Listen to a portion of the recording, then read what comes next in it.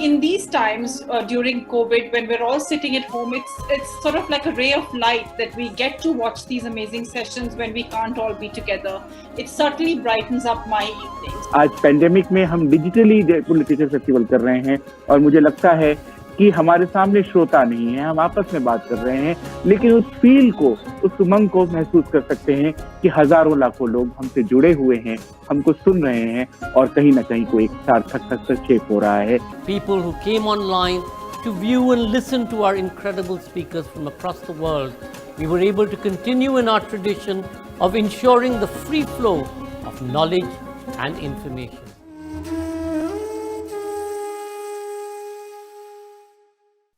On behalf of Namita Gokhale, William Dalrymple, and all my colleagues at Teamwork Arts, welcome back to this session of the Jaipur Literature Festival Online Series 2021. Presenting today,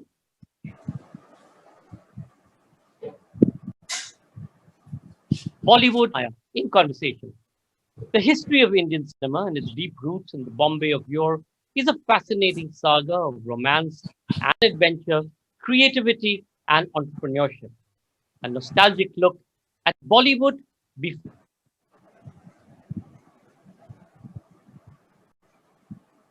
it became Bollywood, with the early days of the film industry. Kishwar Desai is an award-winning author and playwright who writes both fiction and non-fiction. He worked in television as an anchor and producer for over 20 years before becoming a writer. He is the chairperson of the Partition Museum at the Town Hall, Amritsar.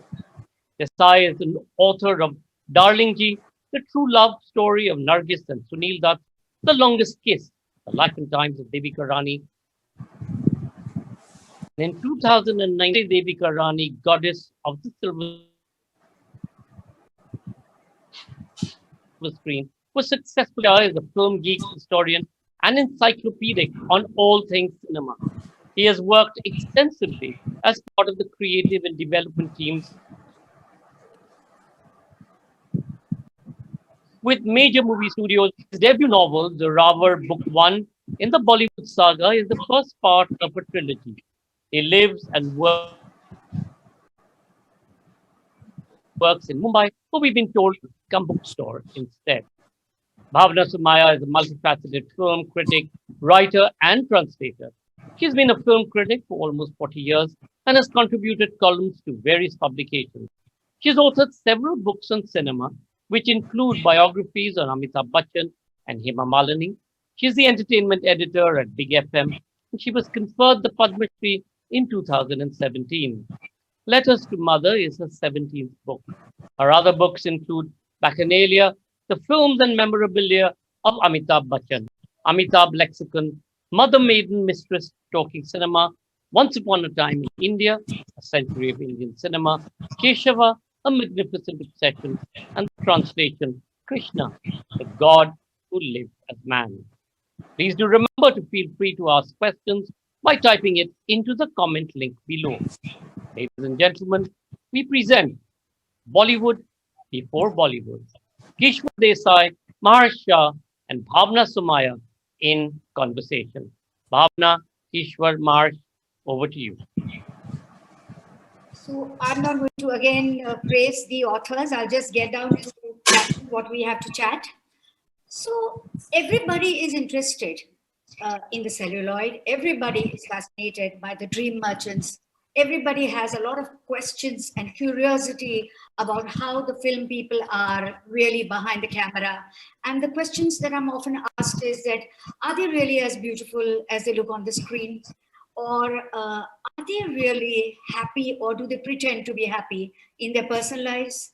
Or are they as heroic as they come across on the big screen? Or are they shallow, double-faced, and you feel let down by them? Other questions they ask is that, are they lonely? Are they seeking friends from the outside world? how artificial, how natural are they? And how much can you trust them? Are they honest? Interestingly, it is always the present generation, like in journalism, who tell me that, ma'am, you lived in a much better time than us. You met better people than us. And I feel that how sad that I never met Meena Kumari. How sad that I never interviewed Madhubala. How sad that I never interviewed Guru Dutt, because these people all died before I became a journalist. So to not get lost in this fascinating world, I thought that we will go by decades and all of us will try and recall what we do about that era. So starting with you, Kishwar, I've read your The Longest Kiss on Devika Rani. I've seen the play and both are fantastic. But what really touched me about your book was the prologue or the foreword, where you talk about your struggle of putting the book together and her innumerable letters, which are not all legible, and how you had the whole house of your living room was scattered with those letters, and how you were trying to divide them and put them together. And then you told this fascinating story of passion, deceit, and so many other raging emotions. What my question to you is that, do you think that in the 30s, because your book begins in the 30s, they were more secretive and led a kind of a more cloaked life? Thank you, Bhavna. As always, it's wonderful to talk to you because you are a walking encyclopedia on film cinema. But what I want to say is that working on Devika, yes, it was it was work of passion, really. And what disturbed me, even when I wrote my previous book, which was Darlingji, the true love story of Nargis and Sunil Dutt, is that, yes, they were secretive at that time, but then also we must remember that these were the days before social media, before the photographers hunted these people down as they do today, before the journalists became so interested in their private lives. They could indeed have private lives which were away from, the newspapers and from media, because there was not the television that we know today. It was not there, and it was definitely, there was no other media that was as intrusive in those days. So they could have some privacy. But I also want to stress on one thing, especially where Devika was concerned, is that she was a great archivist. And this for me was a huge relief when I started writing this book. It wasn't easy, yes, as you mentioned, to get that material. It was scattered all over the place, and people who had it sadly wanted a large amount of money. I was very fortunate that I found her letters, because that showed to me that her private life was very different from the persona she projected on screen. And she was fiercely protective of her privacy. And this was because of one thing that she had learned as a child, and that is in my book, her early childhood when she was in a school in England. She decided that she was not ever going to be humiliated by anyone. She did not feel the need for anyone to pity her or feel sorry for her, because at that time she was discriminated against as an Indian girl in a British school. So it was a lesson that she carried on, kept with her for the rest of her life. There were many other such episodes which happened to her, which enabled her to strengthen this belief, even when she faced violence at the hands of her husband, whom she loved and adored very much, in the beginning at least, Himanshu Rai, a very talented filmmaker. This came to me, Bhavna, as a complete shock, that something like this could be completely private and unknown. When I found that letter, I had to read and reread it. And then I discovered so many references in her letters again, to the scars she bore, to the kind of beating she had received. And in today's day and age, it would be difficult for somebody to hide it. And we have seen certain cases emerge these days. Even when Nargis was concerned, she was very worried about her public persona, but she was even more scared of her family, her brothers. And so the diaries that she maintained, in which she spoke about her love for Sunil Dutt. Bhavana, they were that tiny. They were so very small. She used to write in them and then hide them in, inside her pillowcase and so on. These women did not want to reveal their real feelings. So there was that one big difference that they had, because they put a big price on dignity, on self-respect. And both these women that I've named and whom I've written about, I found them, very strong on that. I don't say that today's actresses do not have the same kind of belief, self-belief and self-confidence, but I do think that these days it's very difficult for them to hide anything. So everything, be it a cover or not, anyone comes out. Yes. They also don't want to hide it. They are more upfront and want it all out in the public domain. I'll come back to you, Kishwar. So, Maharsh, Zoravar, it's like a screenplay.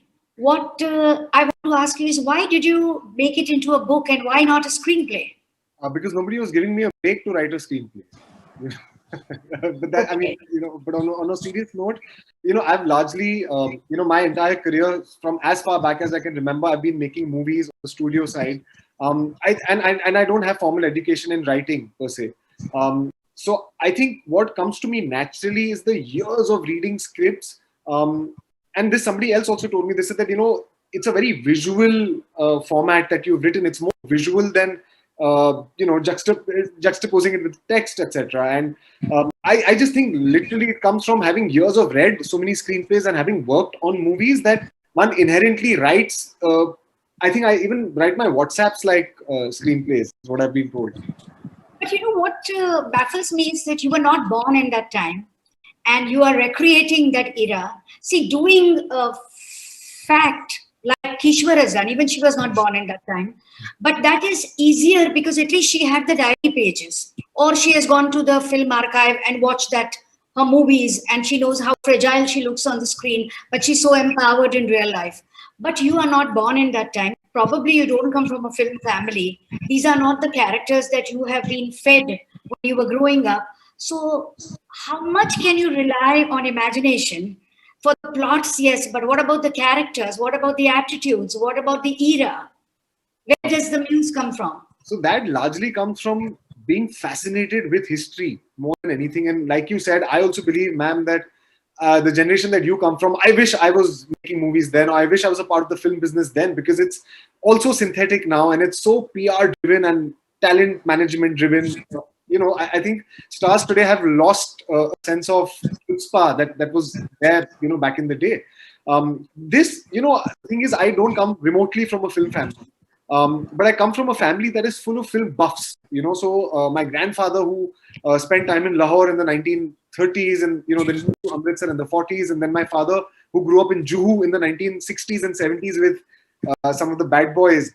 So I think from the time that I've been a little child, in fact, my mother tells me that I was, I think, 2 or 3, and I'm actually weird towards film magazines kept at home, and I just, browse. I don't even know where it comes from. But, as far back as I'm a South Bombay boy, and I wanted to make movies from the time I was little. Like, I look at my friends now and they tell me that, hey, you used to be 9 and you want to make movies or write books. And I don't think I can write about anything else. And I don't think I'm interested in writing about anything else. So to answer your question, when it comes to attitudes, when it comes to, not having to rely on imagination, people find it baffling, but I've genuinely not done any research for this book. Because my life only revolves around the movies. I don't have a life. I had a phase in my life where I was watching close to 4 movies a day for 3 years, and that's all I did. Then I went to film school and I got even more, exposed to the 30s, to the 20s, to the 40s. And it's very fascinating. And, every time I pass Krishna Mahal, for example, at Marine Drive, I do stop my car and I'm like, wow, Suraya lived there and her grandmother threw that ring. And coming back to Kishwar Ji's point, or to your point where, you said that the women today are more open about it. And I think Kishwar Ji made a fantastic point about how women back in the day were more scared about their families than the rest of the nation. Suraya never married again, or never married. She remained single till the day she died. That fascinates me. Every time I pass the Marine Chateau, I'm like, wow, Fatima, who became Nargis, used to live here. And they fascinate me more than the actors I work with today, with all due respect. So, Kishwar, what I'm curious to know is that Nargis came in the 40s and Devika Rani came before her. You have followed both the books, both the marriages. It's a decade apart, but you know, a generation is always a decade apart. And yet so much changes and so much remains the same. So what were the similarities of the 30s, 40s to the 50s, 60s? Because Nargis and Sunil that met in Mother India 57. And after that, the marriage continued for a long time till both of them went away. But I'm particularly interested in the 50s and the 60s, you know. You know, when you say she was hiding the diary notes in her pillowcases, this is a very typical homemaker habit because she used to hide a lot of things from stories I know beneath her bed. And when they fell in a very bad time and there was a lot of scarcity of money, Sunil that has told me in his little booklet, which I've done, which you have used for your book, which was that, you know, they broke their piggy bank. And the piggy bank had so much coins that they spread it across the bed. They closed the bedroom. And then the husband and the wife counted all the money because they had to pay up something. And it was just enough money in that piggy bank. Right. Yes. So what were your observations? Yeah, I think secrecy was, of course, as we've already mentioned, a big part of their lives. One thing it was, yes, it was important for them that they, had this particular persona because for them that dignity was very important, partly because of their family, partly because they also were considered themselves as women who would eventually settle down and get married. I mean, they had those dreams and hopes. So they didn't want to spoil their chances. So even if they were having affairs, this was something, as you know, Nargis's affair with Raj Kapoor was well known, but it was still something that she did not ever publicly acknowledge, even though Raj Kapoor did say that his wife was the mother of his children and Nargis was the mother of his films. So he did publicly state that. And in my book, you will see that there were meetings that they held in Berlin and otherwise, even after she had met Sunil Dutt. But none of this was publicly known. No journalist at that time could pin her down on that. Similarly, for Devika as well. When she did have her one big affair and actually run away from Bombay talkies with her lover. Do you know, Bhavna, I tried very, very hard to find any journalist that had covered it. But to my surprise, even though it is well known, it is part of the Bombay talkies lore, Manto has written about it, so many other people have written about it, but this was something that was absolutely almost wiped out of the actual material that you can find on Bombay talkies. Yes, you will see them both together, this very handsome man she fell in love with and ran away while she was still married to Himanshu. But you will not find it reported anywhere. So not only were they keen on this, the producers were also part of it, Bhavna. As you know, when Nargis was having her affair with Sunil Dutt before they got married, and I have read the most passionate and the most amazing letters between the two of them. They were not allowed to reveal it because after all in Mother India, they were playing mother and son. So the producers kept them from revealing it. And the same thing happened in Bombay talkies. Devika had to have a very, very clean image because she was playing this very innocent girl and she looked very innocent as well, beautiful and innocent. So, it was never possible. So you're right. I mean, things did change, but as they say, not so much in those 10 years because women were still, against their purity. They were still meant to be virginal and pure because the bad women were the vamps, not the heroines. So onto that, she says the bad girls were the vamps. Zoravar is a combination of good and bad. He does a lot of bad things, and yet he's the protagonist, and he's not despisable at all. So were you very clear that you wanted him to be a combination of the negative and positive? I actually, this stems from, again, coming from a non-film family. The first time I walked into a movie set about 14 years ago, I was an apprentice to Mr. Subhash Ghai, and we were working with some very, very big stars. Of course, now one is not at all starstruck and one is used to, actors or celebrities. But back in the day, it was a very excitable, very nervous moment. And, I realized that in India, particularly, we do not separate the character and the actor. So Amitabh Bachchan is nothing like Vijay, right? But or Salman Khan is nothing like Prem, not closely also. But when you talk to people, the common man on the street, their image of Salman, they believe that he's like Prem even in real life. And that myth for me, when that was broken, when I was around so many actors that I was working with, that is really the emotion that I wanted to build Zoravar with. I did not want him to be what people perceive of the screen image of Zoravar. I wanted him to be the real human being that he is in life. So that's it. Yeah. Yeah. Sorry, can I just add one thing, because of these women, what you just mentioned, that the character and, the persona they portray and their real life, they were meant to be, they welded very closely together. But one thing I do want to point out about these two women, which makes them pioneers, particularly Devika Rani, was that she was very, very, very involved in the actual production, which I think makes them, and even Nargis was very involved in Raj Kapoor's films. I mean, she was never given the credit for it, but certainly she was there giving suggestions, helping him in many ways. But Devika herself, I mean, she was a production controller when she was barely 32 years old. I mean, compare it to where the actors and actresses are today. And she was doing a marvelous job on screen. So, when we say Bollywood before Bollywood, she came from that tradition of women actually not just acting on screen, but also doing a lot of work, a lot of production work. Many of them never got the credit for it, like Jadan Bai and did get the credit. But in Devika Rani's case, she even wrote for Karma. She wrote the first treatment. And I was just so shocked when I saw that in her own handwriting, the treatment of Karma. I was like, wow. And she never got the credit for it. But there was a lot that these women were capable of.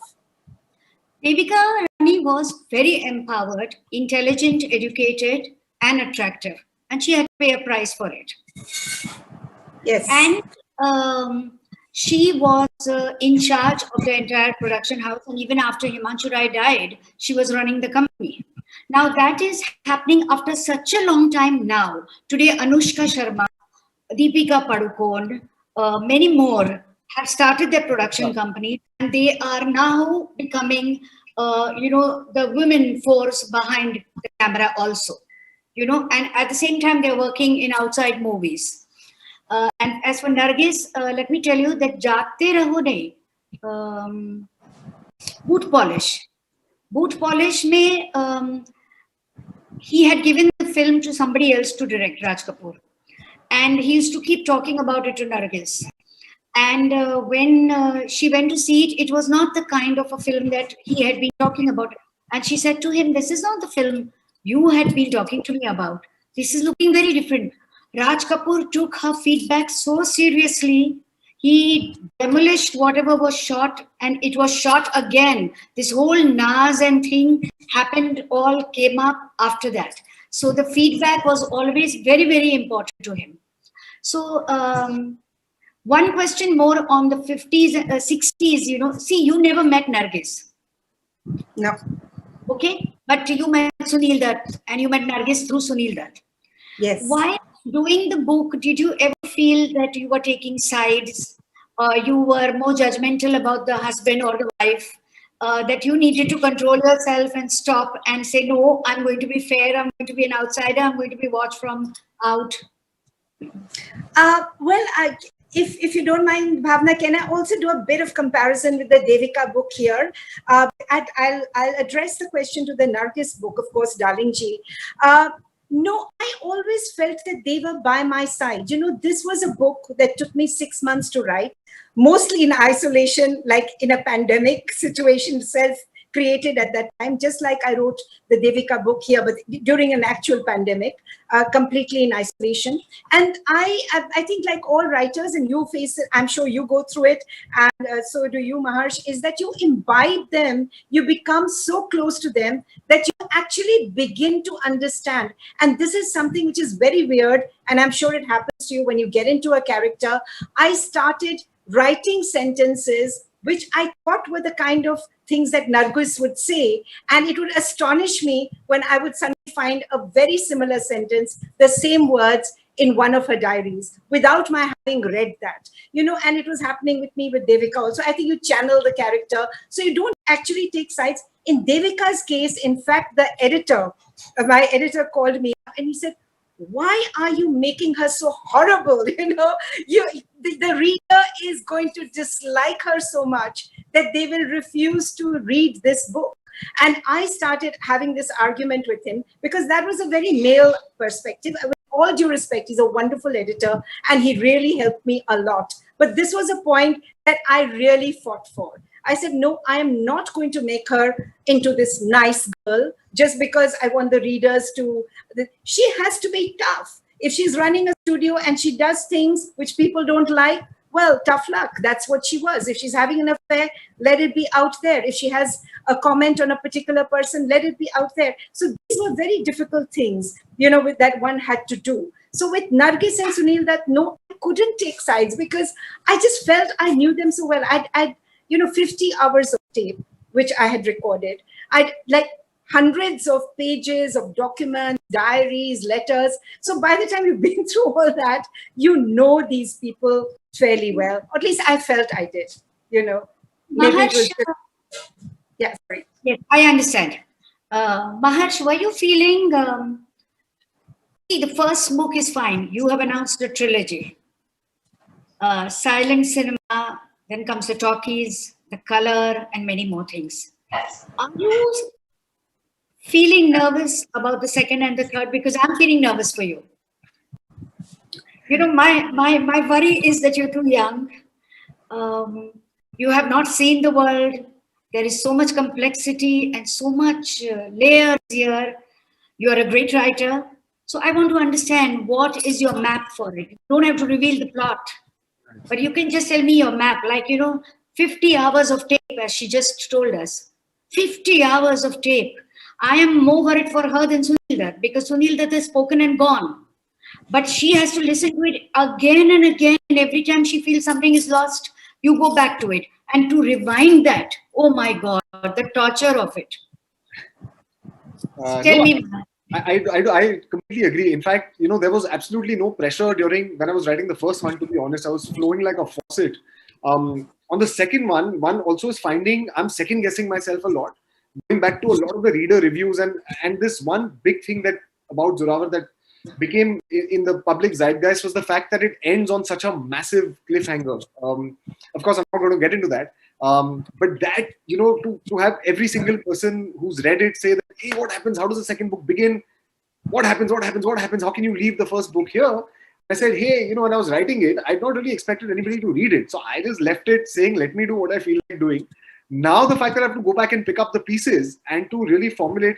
But the map really for me, largely is the fact that I'm relying so much on pop culture. The fact that I'm mixing a lot of fact, a lot of real events with the fictional world that I have created is really going to sort of help me out. So every time I feel there is, like Mukul Anand once said, when you can't resolve, you dissolve.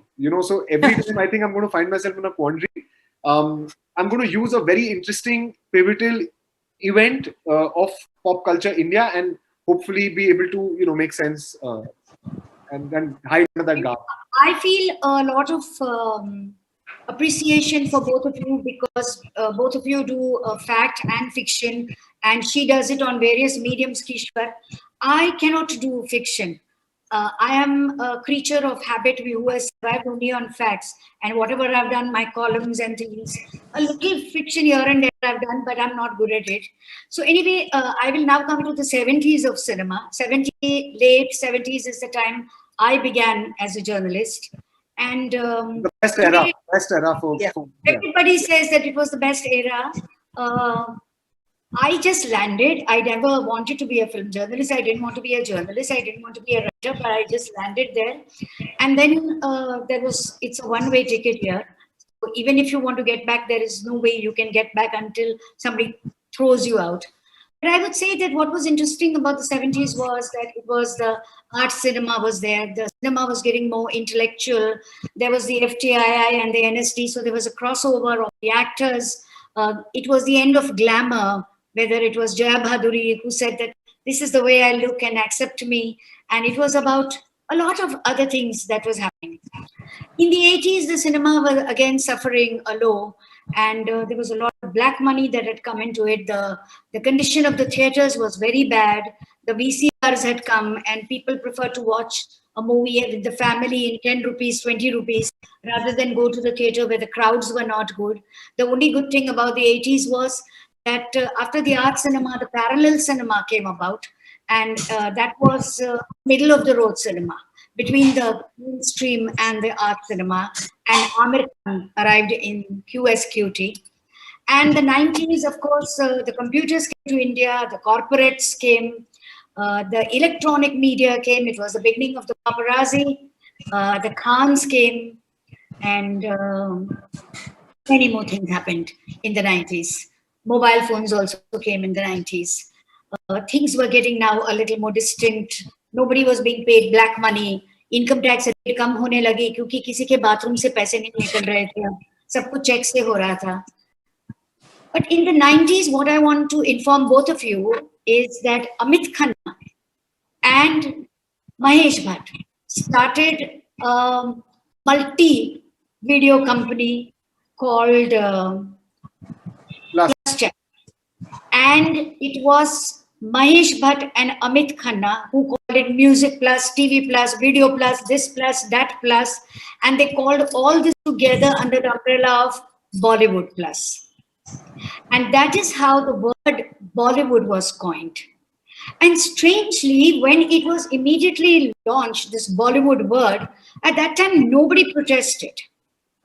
The first person to raise his voice and said, why Bollywood and why should we take a derogatory title when we make the largest number of films? And why should we be known as the poor cousins of Hollywood? We are Indian cinema, multi-language, multi-platforms. That was Amitabh Bachchan. And he refused to use the word. And he said again and again, and then few more intellectuals raised their voice and said no. But no matter what anybody did, no matter how many protests were raised, the Bollywood word refused to go. Because now it was very simple. The minute they said Bollywood, and it was an misused word. किसी को कुछ भी करना था, Bollywood umbrellas, Bollywood designs, सब कुछ में Bollywood डाल दिया तो the whole world was getting into the Bollywood. I remember that when I wrote my debut book on my experiences as a film journalist from the 70s till I think the 90s, and I had called it Salam Showbiz. And it was a London publisher, and he said that, I'm sorry, it will have to be Salam Bollywood. And Amitabh Bachchan had written the preface, and how could I call it Bollywood when he's so against it? So I went to him and I said, I don't know what to do. I know you are against it, but they are not ready to publish me if it's not going to be Bollywood. So what I'm saying, the roots had spread so deep down that now it's become impossible. And today Hollywood also is referring to us as Bollywood. What are your views on it? On the word Bollywood, on the Bollywood culture? Who will take it first? Yeah. So I just want to say that when Indian cinema actually started, because in both my books, I do address the roots of Indian cinema.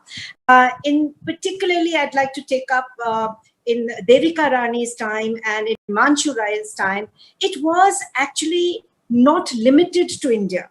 The kind of cinema they made, it would be very difficult to really give it a term like this and then give it a, a geographical location, because Himanshu actually started making his films in Europe.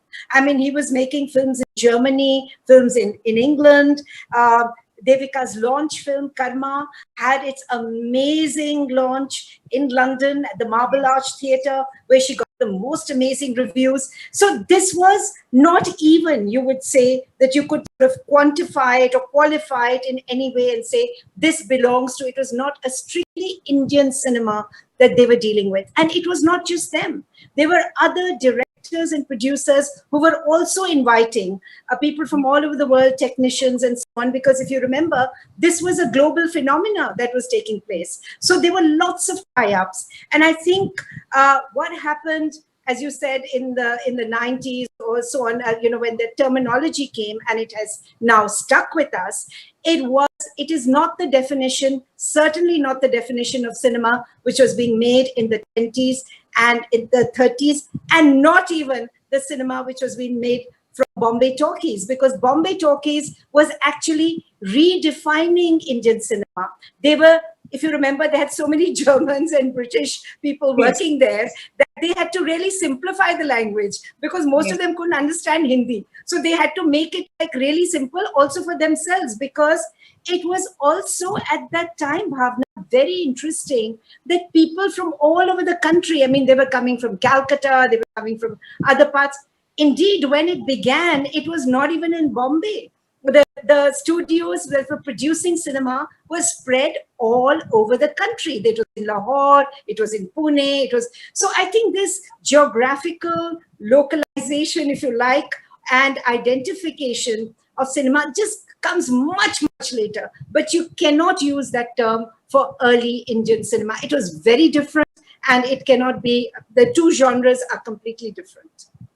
What are your views, Maharsh? Because you know what I feel is that today when you watch a Dimple Kapadia or you watch a Deepika Padukone, it's just that we are using Hindi language. We are global. You know, the language, the lines are blurred. So I'm raising two questions. Full circle. This is where Himanshu and Devika were, 80 years ago. They had started the trend, and they're back there because they were playing roles for, European or international cinema. Yes, absolutely. Maharsh, what do you feel?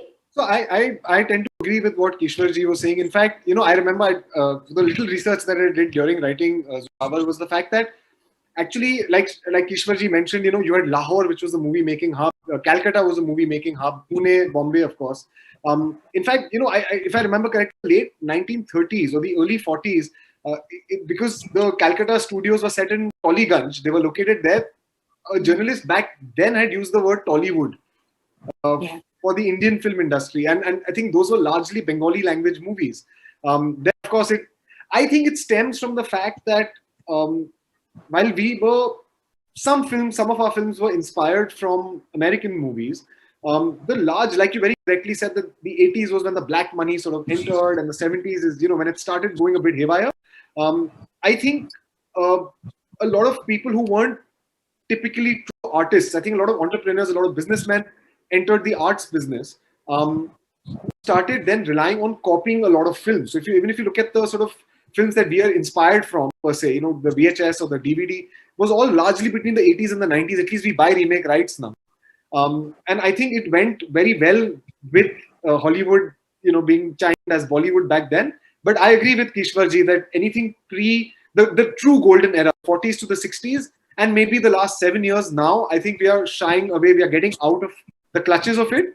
But I also do agree with Bhavnaji that it's very popular. When I talk to my friends, when I talk to my industry friends, nobody really refers to it as Bombay film industry or Hindi film industry or Chennai film industry or Madras talkies. It's Bollywood. I just think that it's so synonymous and it's so engraved in everybody's psyche that I think it's going to take a while to really take the tag off. Because it's the regional cinema that feels, see, what happens is there are a lot of mistakes happening. Every time we talk about Hindi cinema is not Indian cinema. Indian cinema is all the language cinema. And particularly now when we are on the OTT platform, it does not matter whether a film is in Malayalam or it's a film in Marathi or Bengali, because there are subtitles. And even if there are no subtitles, you don't need it. You can just follow the emotions. But those outside Mumbai, seem to view Mumbai in a very different way, and they feel that unless they have made it in Bombay, they are not going to be received by a national audience. Like Sri Devi and Jayaprada, when they came to Bombay in the 80s, the rest of the South actresses felt that they did not get an opportunity. Or Kamal Hassan and Rajnikant got an opportunity, but it was not worth the while. So, yeah, I can I just add one thing here, because what you mentioned is very, very pertinent even to the early years. You know, that what is it about an opportunity that changes everything? You know, see, Jayaprada and so on, okay, so they didn't, but they brought a very different kind of look. Even Rekha brought a, you know, rather than that very North Indian, everybody looks the same kind of thing, which could have happened. We suddenly got a different kind of more sometimes voluptuous woman, you know, on screen, which may not, and a delightful South Indian accent, somebody speaking, which is India, which is really India. In Devika and Himanshu's time, they were unable to find initially women who did not come from a particular class of women, which everybody looked down upon, sadly, which was women who came from the singing and dancing background. So because they wanted to bring educated women in, they were also looking at a very small pool. So I think the opportunity grows as the cinema grows as well, and as different kinds of films begin to be made. And I think these kind of criteria that somebody has to look one way or act one way or be this or that is somewhat limiting. Actually speaking, Bhavana, just a slight disagreement. I think now it is as you said, it's no longer important what part of the country you come from because of the OTT platforms. I don't think that the same way people are not all rushing to Bombay to make it big anymore. I think they're very happy to. Yeah. I agree with you. And Bahubali is the biggest example. Who would have thought that you know, the highest grossing film of all time to come out of India would be a Telugu film, and as recently as. I completely agree, and I think that all those kind of superiority of the Mumbai film industry is over. And today, Alia Bhatt or Ajay Devgan are working in South movies, and South Tamanna is working in our movies. So it's really all flavors. And Kishwar, always there has been different looks, accents, flavors, culture, definition of beauty that has come. For example, Vaida Rahman was a Muslim, but she was reared in Hyderabad, and because of Chennai, and that's how there is always a flavor of South in her. And whether it was Rekha or Sharmila Tagore who brought Bengal with her, and it continues. It continues to this day. For example, today the maximum influx in writing, the influences are changing, the dialects are changing, because writers and filmmakers from small towns are coming into our movies and are presenting us their language. You know, for example, my sister, who is not well versed with this kind of a new cinema, she says, "Abhi koi Yash Chopra wali film nahi banayega kya koi? वो chiffon से नहीं उड़ेगी क्या?" मैंने कहा उड़ेगी, जब उसको उड़ना है तब तक ये देखो.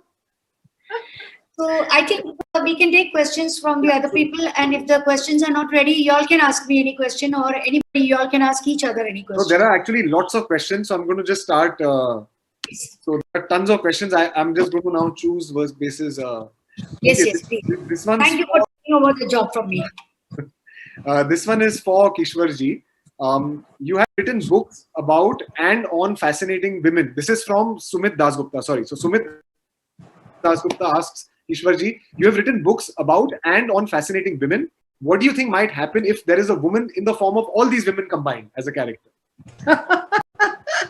Well, I'll write about her as well. You know, I think actually Sumit is right. You know, my way of choosing subjects is not because, unlike you, Maharsh, or Bhavna, it's not because I'm like only into cinema. I love writing about interesting people. So, for example, as I was telling you earlier, that my next book is again about a fascinating woman, very, very strong, stroppy, also very flawed woman. But she doesn't come from the world of Indian cinema, alas. So I don't only choose strong and interesting women from cinema, but they could come, subjects can come from anywhere. And I think it is that which fascinates me, a storyline or a personality that I go, deeply into. It could be a man or a woman. That's irrelevant. But yes, gender to me still somewhat is important because, I come from Punjab, where the first novel I wrote was on female feticide. And, that was something that absolutely haunts me till today, is that we can actually kill off baby girls just after they're born. And it is still happening. It's not something that has gone away. So I think somewhere at the back of my mind, I bear that, I remember that. And so, yes, I try and look for interesting, strong women, because I do believe that role models are important. That people can look at them and say, yes, I can be that person, good, bad, indifferent, but at least she made a difference. So I think, yes, I want to have in books, in cinema, and otherwise, a lot of strong women portrayed. But maybe it's time for you to maybe create a fictional character that is a hybrid of Nargis and Devika Rani. Who knows, like your Zoravar. I'll make a Zoraben or something, and have it there. Yes, I think it's a fascinating idea. It's a very, very nice idea. I'll take it up. Now the next question is for Bhavna ji from Suhasini. Suhasini asks Bhavna ji, you've been a journalist for more than 45 years. How has the film journalism changed? What is your perception behind Bollywood entering politics? Okay, I think that's an interesting. Bollywood entering politics means Bollywood people. Journalism has changed a lot. I think we used to travel with big tape recorders earlier to interview them. Then slowly they became small Walkmen. There were typewriters, manual typewriter. There was just one typewriter in the office. We all hand wrote our copies, sometimes 2,000-3,000 words. My veins used to stand in my hand, because I used to make the draft, then I used to make the fair, then I would give it to the typist. Today there are computers. Those days we did journalism. Today it is PR journalism. News is fed to them. They don't even bother to change the body or the copy. They use it with the same titles. And our editors showed a lot of care in grooming us. I would give all the credit for what I am, who I am, to the editor. I only worked with one editor and I became an editor. And to the actors we met, they also groomed us. They informed us about cinema, about ethics. For example, my editor earlier just sent me to do observatory pieces, studio roundups. After that, he asked me to do an interview, whether I was responsible enough to manage other people's quotes. Then he gave me a feature which combined quotes as well as observations. And then after a lot of waiting, you got a cover story. Today, everybody is putting the story straight on the net. Nobody's checking, the other person is not looking at it. And when I said the actors were grooming us, I remember meeting Nutan, and then she was teaching me what is a frame and how you have to sit where, or Shashi Kapoor, my favorite heartthrob, he would say, kuch main unse baat kari thi, to maine kaha फांसी. So he said, ji. So I said, so he said, फांसी नहीं होता है, फांसी होता है. And also he would ask me some question and I'll say, हाँ. And he'll say, हाँ नहीं होता है, जी होता है. तो ये सारी छोटी-छोटी बातें उन सब लोगों ने मिलकर हमें समझाई, इसलिए हम आज ऐसे हैं जैसे हैं. But I'd like to ask quickly, Bhavana ji, do you feel that of course the actors are a lot more guarded now because of the PR, and that is where they've lost the charisma? The fact that when you were starting out and when you were throughout your illustrious career, actors had a lot of journals, especially like you had direct access to the stars. Always. always all the actors, all the actresses, we used to have direct access. We used to talk to them on the MTNL phone and they would ask us to come over. There was nothing like a studio. Nobody was allowed. I used to walk into any studio anytime and go into their sets. And if you were there for lunchtime, they offered you lunch. If you were there for tea time, they offered you tea. There was nothing like because the movie is getting released, we are going to talk to them. It was not movie related. It was about whoever we felt something was happening, we had met, we felt some change was happening in their lives. We chatted with them, you know. And I remember that I was in college, because I was in college when I started. And Dev Saab had cancelled one appointment, so he called me personally. Devanand used to talk to all the people he wanted to talk personally. He would pick up the phone, and he didn't make discrimination between the journalist and the editor. You know, he treated both the same way. And he said, Bhavna, come for lunch. And I was thinking that, अच्छा है तो मैं कल उसका interview lunch में जाऊंगी. मैंने canteen में कुछ खाया नहीं, और वहां जाके पता चला एक प्लेट आई जिसमें सिर्फ फ्रूट्स थे, because Dev Saab only eats fruits. So I had to only survive on that fruit. I was young and ravenous. Okay, so I'll just quickly take about three more questions. There's one that they've asked me. Sorry, I just. Yeah, please go ahead and answer. There are lots of questions. Sorry. Yeah, Sunita Sharma asks, should we expect a movie or a series on Zoravar in the near future, given the quintessential Bollywood superstar trope that audiences love to see? Yeah, we have somebody has optioned the rights, and hopefully we'll hear about it, an announcement very soon. Maharsh, I feel Ranveer Singh is going to play Zoravar. I actually wanted, somebody had asked me that. So while I was writing it, I had a hype, and most women that I know go very weak when I say this, but the truth is, I had imagined a hybrid of Feroz Khan and Vinod Khanna in my mind while writing Zoravar. I would like him to do it.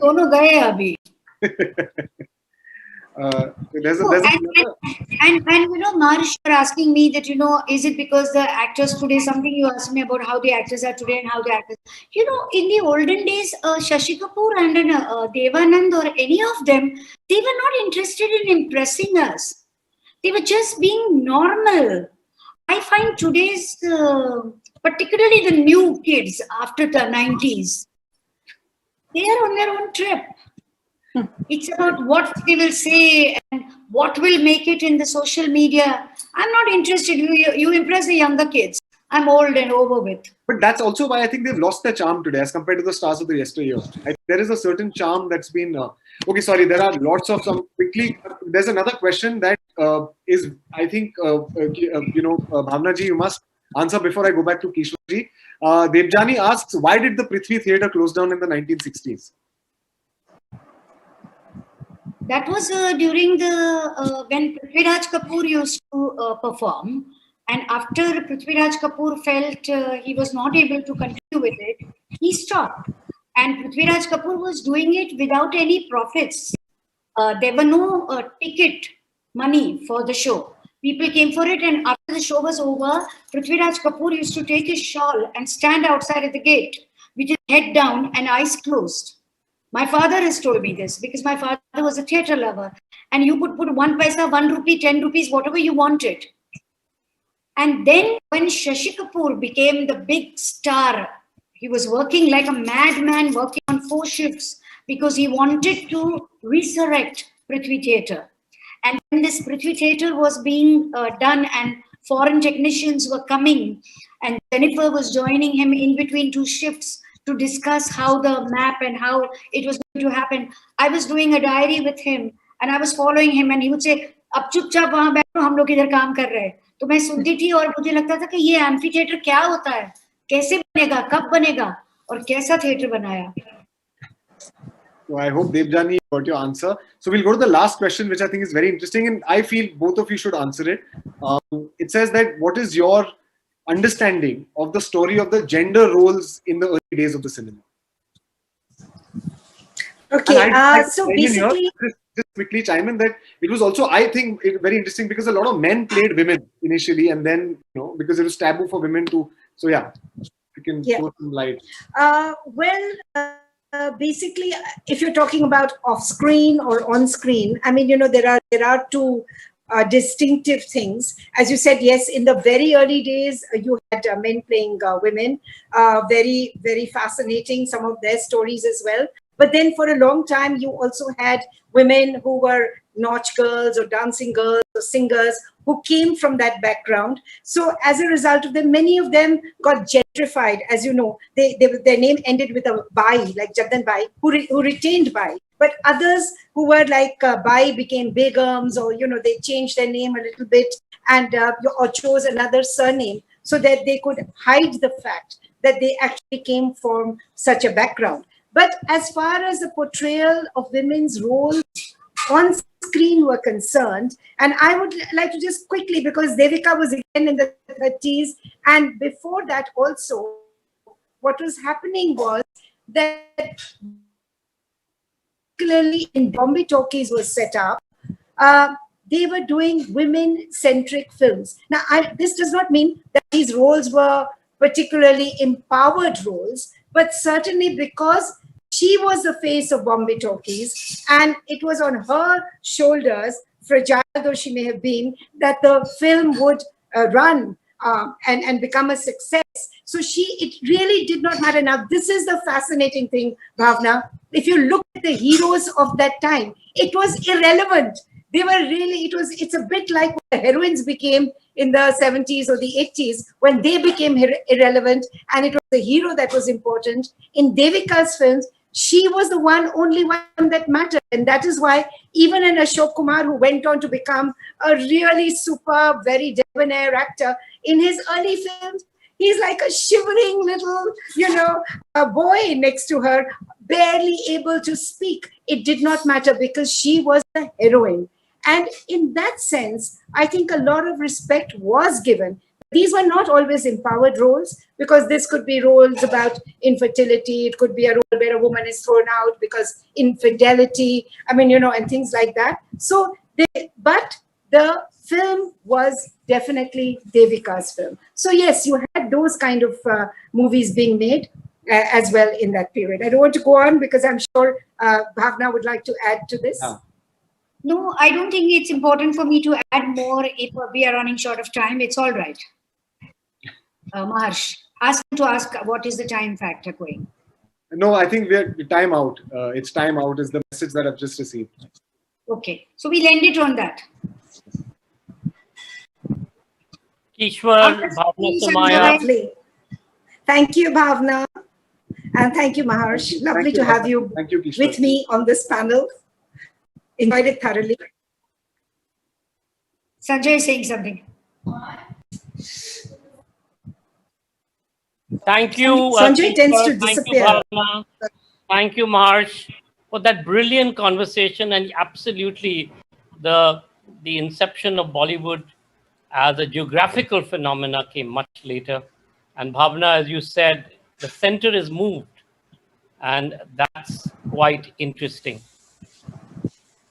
We look forward to having you all join back on the session. Next Friday, we have 2 sessions for you. We have the first edition, The Map of Longings, the life and works of Aga Shahid Ali, Manan Kapoor in conversation with Ranjit Hoskote, and looking north, Nepal and China, Vijay Gokhale and Amish Raj Multi in conversation with TCA Raghavan. Till then, stay safe, stay masked.